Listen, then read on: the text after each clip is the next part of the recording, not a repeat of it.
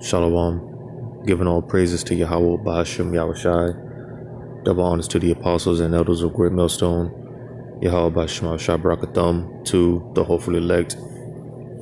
And Lord's will, this is quick and to the point. Just wanted to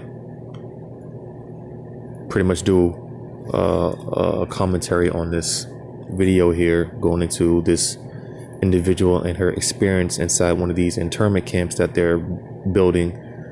Well, they're pretty much already set up in a lot of places, but even they're still building these places, these camps around the world, right? And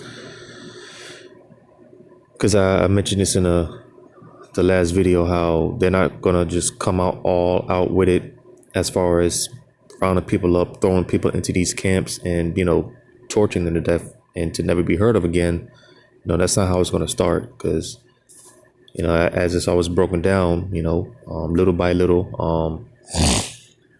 gradualism, all right, and just getting the idea in people's heads that well, because pretty much put it like this, when things start ramping up out here, and you start getting those what do you call it, like those Amber Alerts, to go to your nearest shelter stations, or go to your nearest busing station so that they can ship you off to these shelter stations or whatever, however they play it out. All right, the fact that the seed has been planted, as far as these internment camps, right? To where, hey, you can be fed, clothed, and all that other stuff. The fact that they had to plant that seed, all right, and basically paint this narrative that, well, maybe this isn't such a bad idea. Maybe this isn't such a bad place, to check out, because a lot of our people, because that's the focus, you so-called blacks, Hispanics, and Native American Indians, that's the focus. A lot of our people are going to willingly, go into these slaughterhouses, like I said, to never be heard of again, right? So the fact that they had to plant this idea, right, or they had to plant this seed, excuse me, to get you people, comfortable with the idea, all right? So without rambling on too much, I'm going to play some of this video. I'm not going to play all of it, but if you want to check the video out, Lord's will, I remember to leave the link in the description. So without further ado. It's horrible. It's a horrible feeling. You feel like you're in prison. You feel like you've done something wrong. It's inhumane what they're doing. Like, you are so small. They just overpower you, and you're literally nothing. It's like, you do what we say, or you're in trouble. We'll lock you up for longer. Yeah, they were even threatening me that if I was to do this again, we will extend your time in here. Now, that's later on in the video. Like I said, I don't know if I'm going to actually make it to that far in the video, but like I said, she's just going into her experience inside one of these internment camps, right? Because, like I said, some of these camps are already set up in some places, and they make it seem like it's some type of luxury. But when you actually speak to people that have been in these camps, all right, it's not really a pleasant experience, as she pretty much describes. Hello and welcome to Unheard. I'm Freddie Sayers.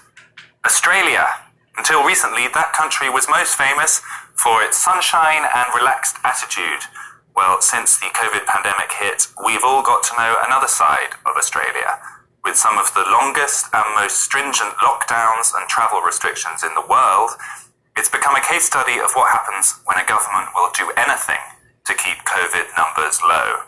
Their latest policy is to build special camps, COVID internment camps, to which infected and suspected infected people are moved. The biggest of these camps is called Howard Springs. It houses up to 2,000 inmates, surrounded by tall fences and carefully policed against attempts to escape. It's been described as the gold standard of such camps and is being replicated across Australia. Joining us today on the line from Darwin in the Northern Territories is Hayley Hodgson. She has just returned from a 14-day, let's say, stay at Howard Springs, and she's agreed to tell us all about it. Hi, Hayley.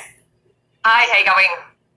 So we are really keen to just hear what's happened to you. It sounds like you've had quite an interesting last couple of weeks. Take us right back to the beginning. How did this all start? Okay, so how it all started was a friend of mine went to work and got tested for COVID. He had a little bit of a cold. He tested positive. He got put into this quarantine camp, and then we went about our days as normal, and then the investigators starting to knock on our doors and stuff like that. So then what actually happened was I had investigators come. I walked out the front. Just to interrupt you, so how did they investigate you? Were you part of a contact tracing kind of list? Or? So what they did is how they contacted me was I have a scooter and they ran my number plate, and they ran the number plate and seen the footage that I was with the person who had tested positive, and that's how they knocked on my door and knew where I lived from running my number plates. Okay. So then do they call you up, or did they come straight to the house, or what happens next? Yeah, so they came straight to my house. I didn't get a call or anything. I literally walked out the front and it was two undercover investigators, and they said, "Oh, do you know so-and-so?" I said, "Yes." They said, "Have you been with them?" And I said, "Yep." I told them my whereabouts, where I'd been, everything like that, and they said, "No worries." And they said, "Had you had a COVID test done?" I said, "Yes, I had," when I hadn't, just because I was so scared of in the moment, and I've been to one of these quarantine camps before, only literally a month before this, so I know what it was like. I was just really scared. It was just a horrible position to be in, and I just lied and said, "Look, yeah, I have," when I hadn't. They said, they drove off. About 5 minutes later, they called me and they said, "We've tried to check the system and your name's nowhere. We can't find you." And I said, "Look, I've lied to you. I'm completely sorry. I'm so apologetic. I'm scared. I don't want to, this is just such a scary thing." And they said, "Yep, righto, stay there. Someone's going to come and test you." I said, "All right."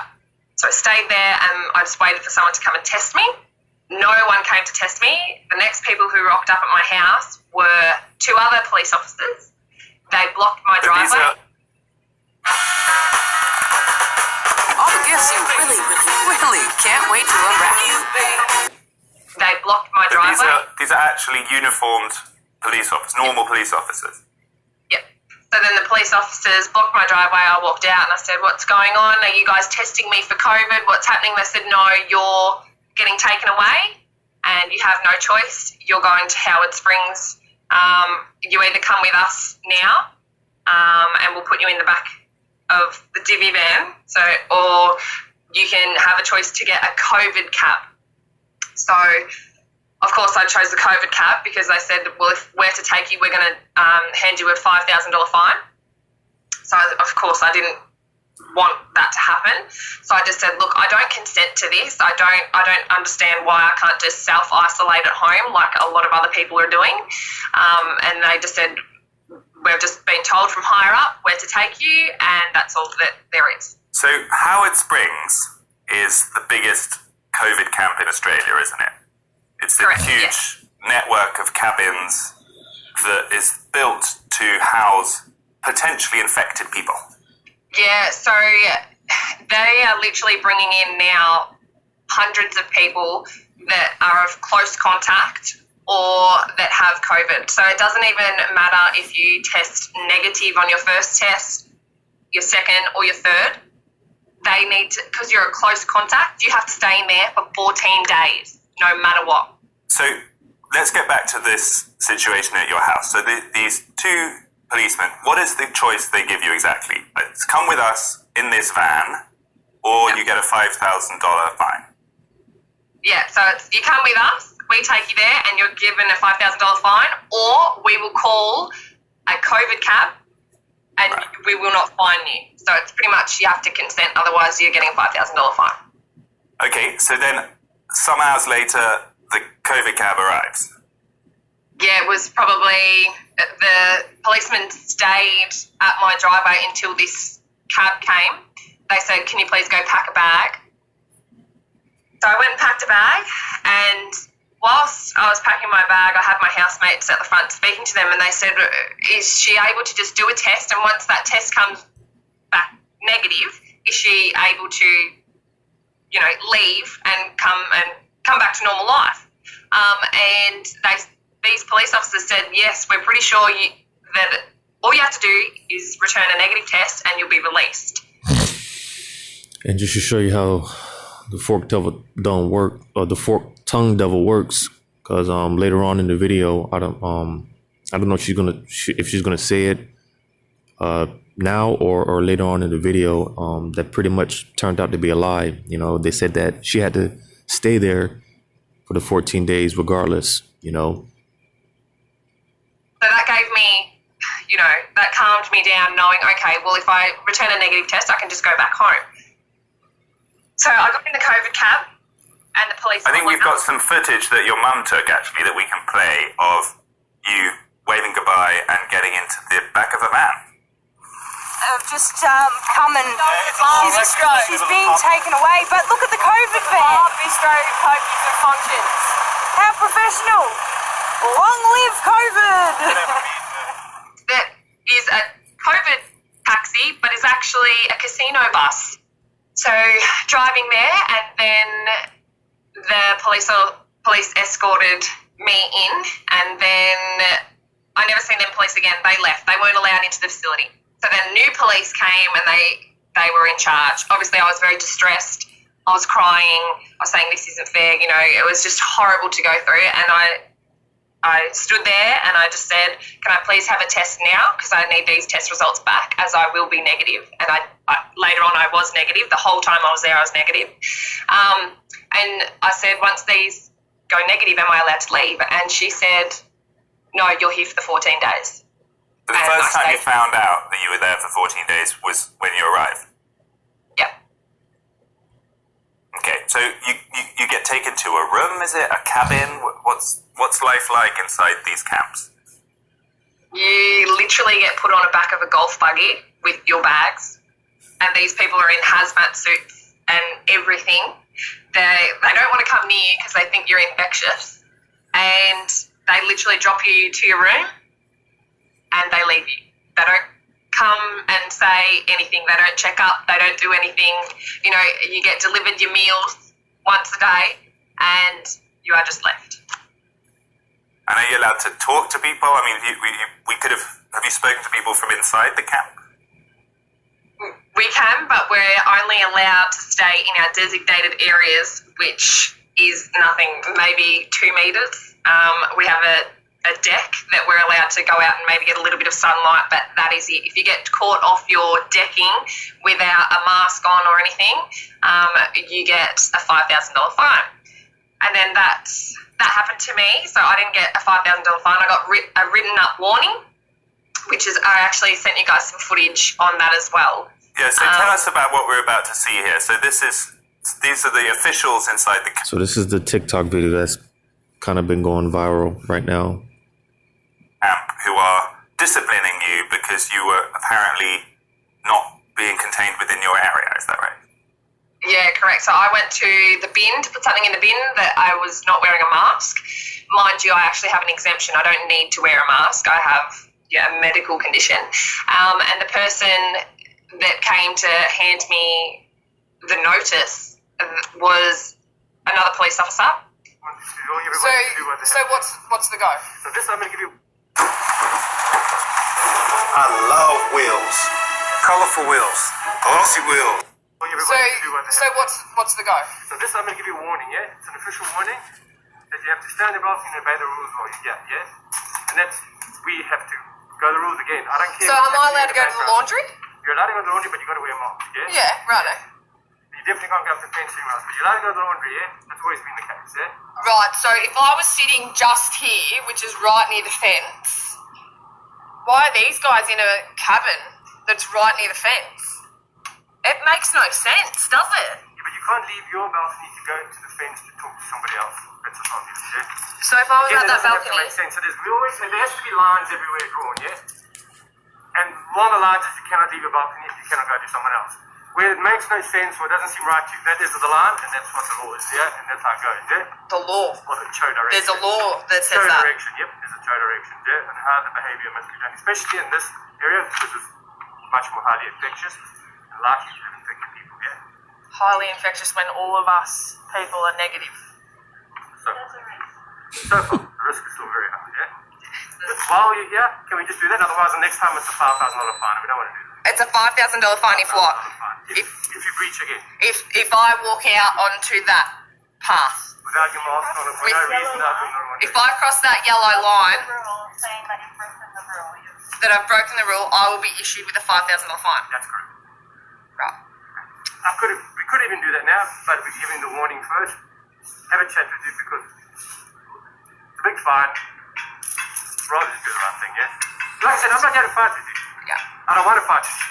Okay. I just want everybody to do the right thing, and unfortunately, it's my job to make sure they do. I don't give the ins and outs. It's got nothing to do with me. I'm just here to make sure the rules are adhered. So what? So yeah, I'm gonna stop it there. Like I said, if you want to watch the rest of the video, the link will be in the description below as well. But basically, man,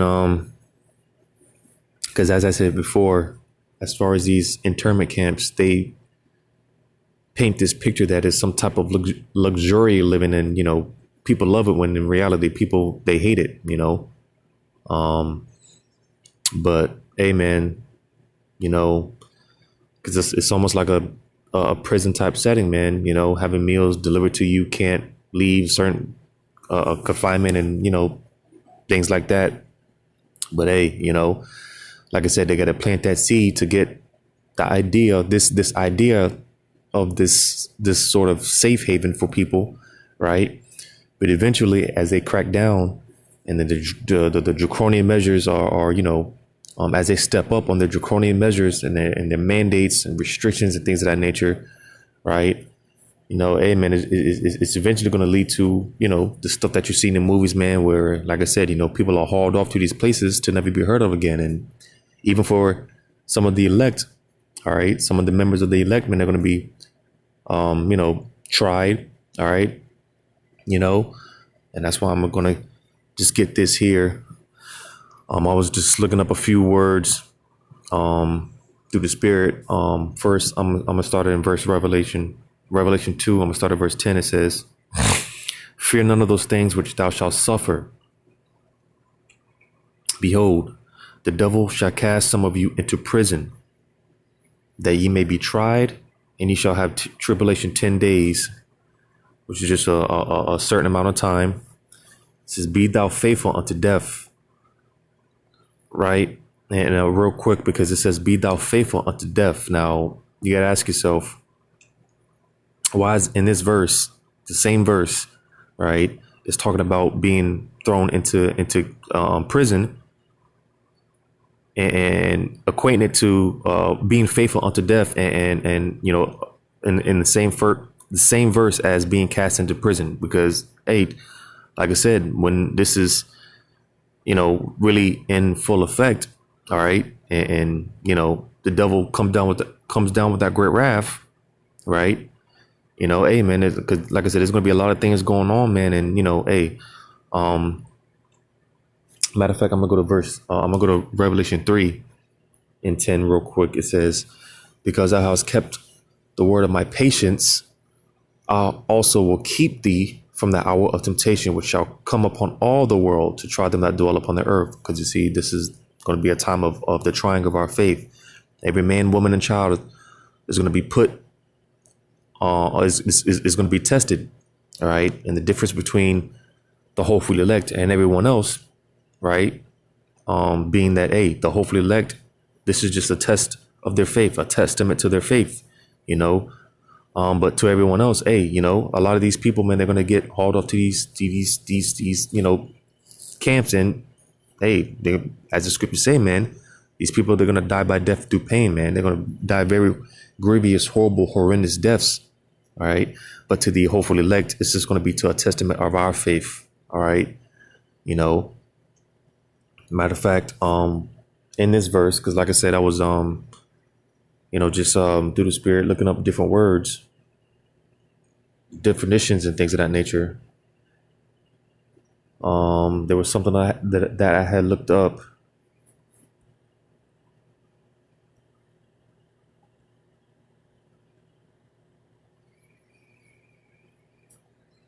All right, because it says kept. It says because thou hast kept, and I just, like I said, through the Spirit, all right. Because again, the difference between us and them, right? You know, the Lord is going to keep us, and just getting into a little bit of the definition. It says to attend to carefully, to take care of, to guard, to observe, to reserve, to undergo something. So pretty much, because again, the Spirit of Yahweh Shema Shai is going to be about his elect. All right. And he's going to take care of them. He's going to attend to them. He's going to be a guard unto them. All right. Those that have made Yahweh Shema Shai their refuge. The Lord's not going to fail when it comes time, because we've been built up to this our whole lives, even before we came into the truth, there's been plenty of times where, we could have been in situations to where, there's been plenty of situations to where, the Lord, something could have happened, but the Lord intervened and, it didn't happen, or death. There's been plenty of times that we don't even know about that, we came across near death experiences, and the Lord, he was there for us. All right. And that was before we were in the truth. Now, how much more us being in the truth? And like I said, actually taking the time out to make the Lord our refuge, making him our safe haven. All right. So again, the Lord, he's going to keep us. He's going to be a guard unto us. He's going to have the angels. Because the scriptures say the angels of the Lord encampeth about those that fear him, man. So, because again, part of the definition is said to observe, right? So, the eyes of the Lord being 10,000 times brighter than the sun, talking about the angels, man, they're going to be there watching us, ministering unto us, giving us strength, because like I said, the time is going to come where, they might feed you 3 times a day, and then, you don't want to comply, right? They might only feed you once a day. And if you still don't want to comply after some time, they might not feed you at all. They might starve you out. Right. But the angels are right there, man. So who's to say that, the angels, they don't, provide you with some food or whatever the case may be, man. You see, just like during the time during the time of Daniel, how the Lord, he teleported, I think it was Habakkuk. He teleported Habakkuk to Daniel's location and provided him food, if I'm not mistaken. So who's to say that can't happen again? Who's to say it's not going to happen again? Because I believe it'll happen again, right? Because the things written aforetime were written for our learning. So I believe these things are going to happen again, right? Because this is a time where more miracles are going to be performed now more than ever, all right? Because again, it makes sense for the miracles to come because of how bad it's going to get, right? So if the Lord, did all these miraculous things back then, right? How much more miracles is the Lord going to perform now, being that this is going to be the worst time ever since the earth was ever created, man. All right. This is going to be the worst time in existence. So how much more the miracles to come now, right? But nevertheless, it all goes into the Lord. He's going to attend to his elect, man. He's going to take care of them. They're going to be all right. Right. So again, I'm going to read the verse, Revelation 3:10. Because thou hast kept the word of my patience, I also will keep thee from the hour of temptation. All right. And, matter of fact, I'm going to go to that real quick in the book of Matthew.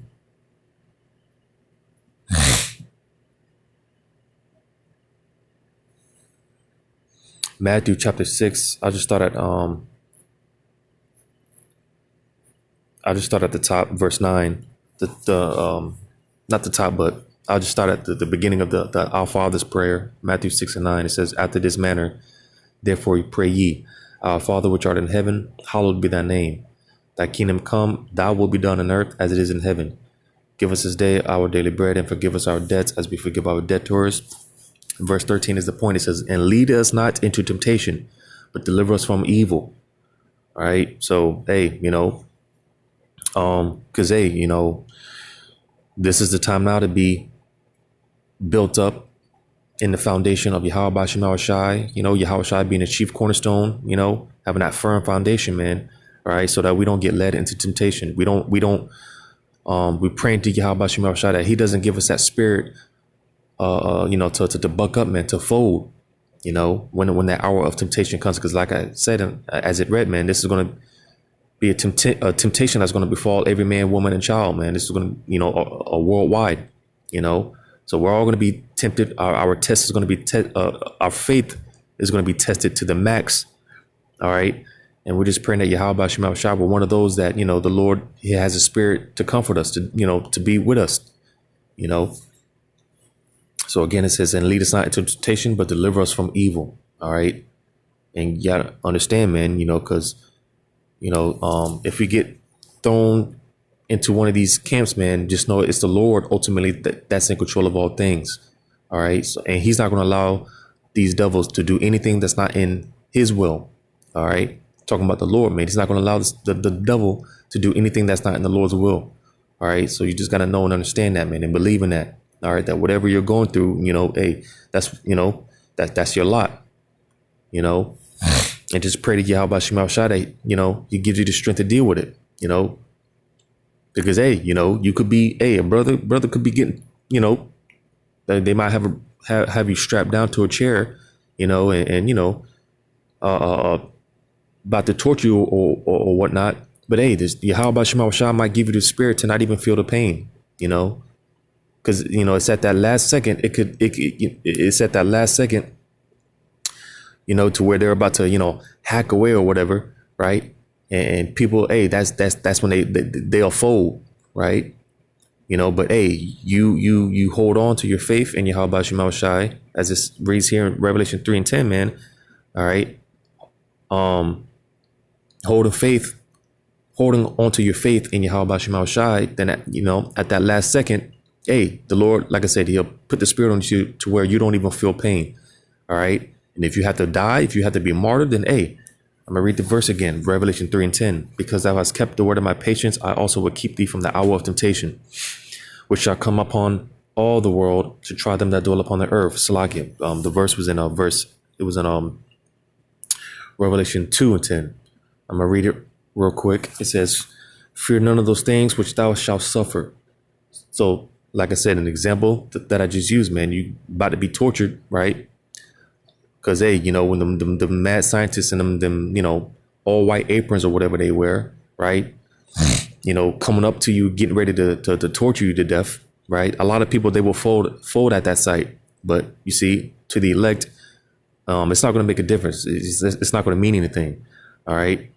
Because, ultimately the scriptures say we fear Yahweh Shema Shai, not man. We don't fear what man can do. Like I said, he can only do what the Lord allows him to do. So, like I said, you could be put in a situation, you're about to be put to death, all right, tortured to death, right? But it says, behold, the devil shall cast some of you into prison, that ye may be tried, and ye shall have tribulation 10 days.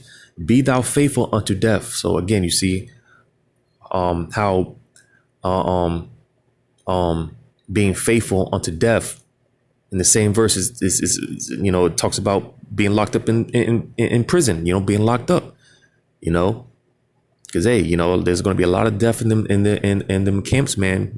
A lot of things are going to be going on, man, because, man, he's a mad scientist, but it says, and I will give thee a crown of life. So you see those that do endure until the end, and in some cases of the elect, because some of the elect are going to get martyred. All right.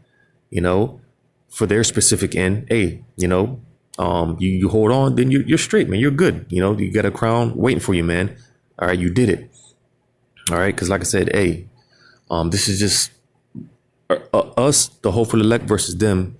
For us, man, this is just, like I said, it's just a trying of our faith. All right. Because the elect, they were already written to receive the victory. They already got the victory. It's just a matter of these things actually playing out. It has to be played out. All right. It has to be, it has to come to pass. All right. So what, whatever your lot is, man, hey, just we got to deal with it. And real quick, because another thing that I was looking into through the spirit in this verse here, it said the devil shall cast some of you into prison, right? I just looked up the definition of this word cast. It says to throw or let go of a thing without caring where it falls.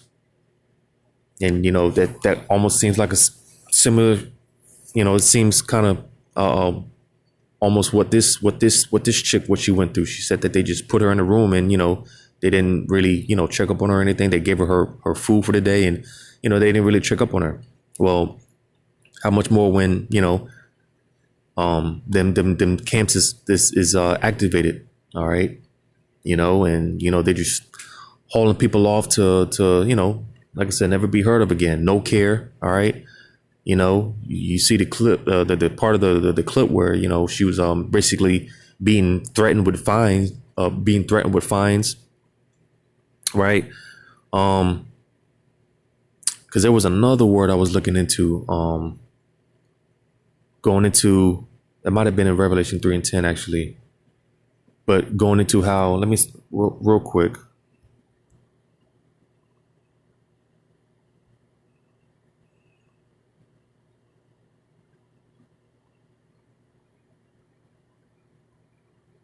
So let me go back, Revelation 3. All right, because, you're going to have guards, centurions, all right, military troops or someone, pretty much, you're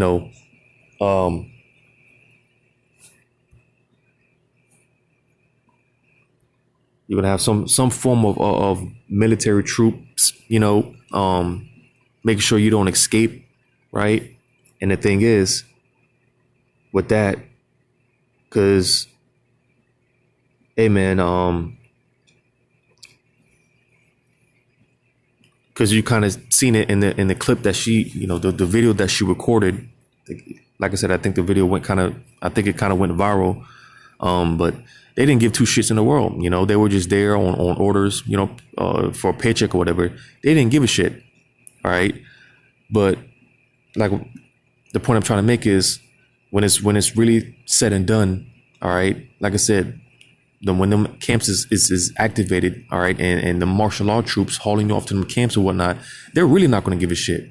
It's going to be like they're mindless zombies, man. And, and I'm sure in a lot of cases, man, and the first sign of resilience, man, they're going to be putting people down. They're going to be putting people to death, executing people on the spot because they're not going to give a shit. You best believe, hey, women are going to get raped. All right, there's going to be all type of shit going on, man. And when they activate them camps, because like I said, it's not like they're just gonna throw people in them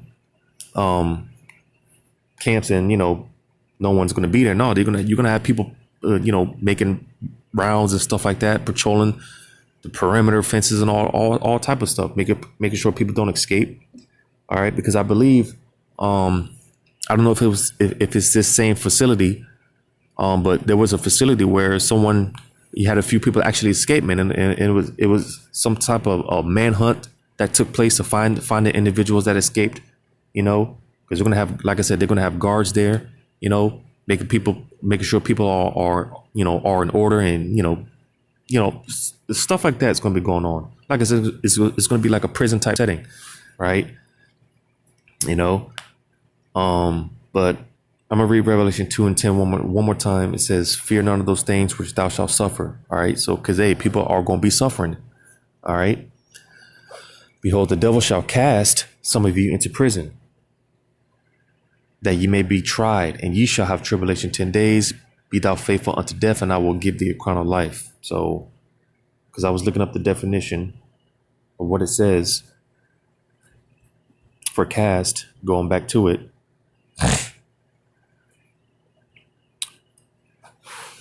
It says to throw or to let go of a thing without caring where it falls, right? Because like I said, at the end of the day, they're not going to, the people that work in these camps or whatnot, I mean, they're not going to give a shit, man, especially you Jakes, all right? They're going to be having their way with you, like I said, women are going to be getting raped, ravished. Is they're not going to give two shits. It says to scatter, to throw, cast into, to give over to one's care, uncertain about the results. So, hey, people are going to be getting put in these camps. And like I said, a lot of Jake is going to be willingly going into these slaughterhouses to never be heard of again. All right. That's why I say again, it says to give over to one's care, uncertain about the result. You see? So, hey, this is the times that we're coming into, I believe out there in New York, they were proposing a bill to pretty much lock people up in these type of facilities. And, eventually, man, it's because the scriptures talk about the 10th part of the city going into basically Babylon, how the 10th part of the city fell going into Babylon. Because, I mean, if you don't know, you can just look this information up, how America is divided into 10 FEMA zones, right? So, hey, like I said, it's just a matter of time before these things play out, man. For a long time, the apostles and elders, that they've been laughed at for speaking about these things, when we're seeing these things being manifested, man. We're seeing these things come to pass before our very eyes, man. But yeah, man, I just wanted to speak on this real quick, man. I hope that it was edifying, giving all praises to Yahweh Bashim Shai. Double honors to the apostles of Great Millstone, Yahweh Bashim Shai, Barakathum, to you sincere believers, to the hopefully elect Lord's will. Until next time, Shalom.